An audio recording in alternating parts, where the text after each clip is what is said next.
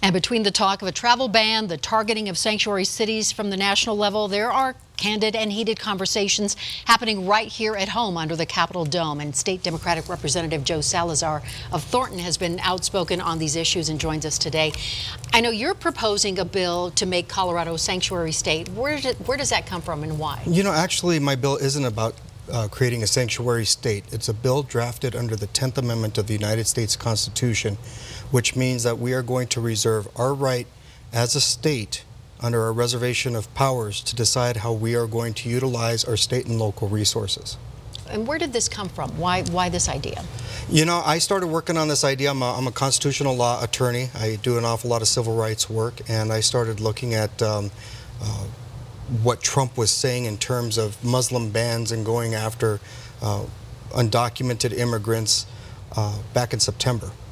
I had a feeling that it was possible that he could win, so I started drafting this bill under the 10th Amendment to protect our communities. I just don't feel that it's right to allow our communities to be terrorized by the overreach of a federal government.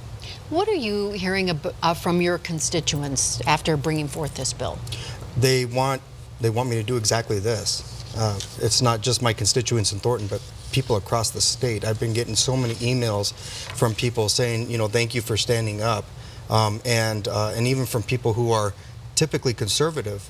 They understand that we are a nation of immigrants, and they understand the hypocrisy behind what Donald Trump is trying to do.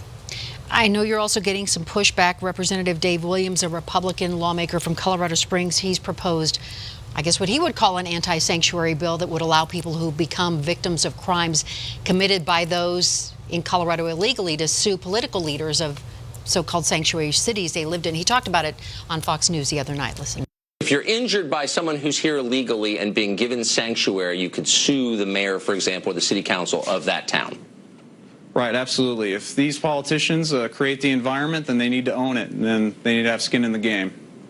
So people are going to say this is an anti-Hispanic bill. What do you say to that?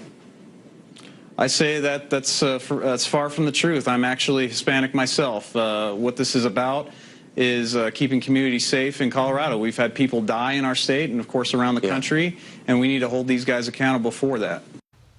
What do you think about that? I think it's a ridiculous statement that he made, and also trying to justify it by saying that he's Hispanic. I don't think one way or the other his ethnicity really matters in this kind of a situation, because what we're talking about is we're talking about a bill that, number one, is divisive, number two, it's grounded in hate, and number three, it's probably very likely unconstitutional. He's essentially saying that, like the local sheriffs, that if they don't detain people who are not charged with any type of crime, that that they're going to be penalized for not detaining those individuals.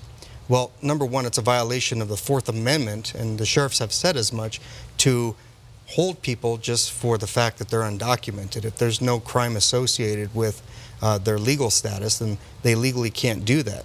And so Representative Williams' bill essentially criminalizes the sheriff's department, criminalizes law enforcement, and it's just foolhardy altogether. He says he thinks it will make people think twice about committing a crime. You know, I think Representative Williams is an alternative fact kind of guy, because when you actually look at the facts from university studies all across the country, they all agree that foreign-born individuals exhibit remarkably low levels of involvement in crime across their life course. That's from the University of Massachusetts. There's essentially no correlation between immigrants and violent crime. That's from Northwestern University. Scientists have been studying this for a while, and all of them agree that there is just no correlation. So for Representative Williams to bring this bill, I actually think that it's a straw man argument, and to say that all this crime is happening by undocumented folks in the United States, just not true. Let me ask you, how do you think we got to this point where we are having these conversations that people are taking very personally? You know, Ann, I think that we've been on this collision course for some time. I think that this presidential election cycle has taught us an awful lot about what we are as a country. There are some people out there who are fearful of just about everything, and they want to have someone to blame. And Donald Trump gave them that person to blame or those groups to blame. And he targeted, right in his very first speech, announcing his run for presidency, he targeted groups. And he blamed them for why Americans' lives are not what they think it is, or what they think that their lives should be. And I think that that's a shameful tactic in order to be elected President of the United States.